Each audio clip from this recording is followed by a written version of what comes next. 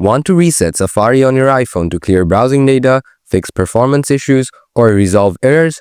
It's simple. While there is no reset button, you can easily clear different types of data to start fresh. Let's dive in. Step 1. Clear Safari history and website data. Open Settings on your iPhone. Scroll down, tap Apps. Scroll down and find Safari Browser. Scroll down and tap Clear History and Website Data. Confirm by tapping Clear History and Data. This will remove all browsing history, cookies, and other website data. Right after that, go back and scroll down again.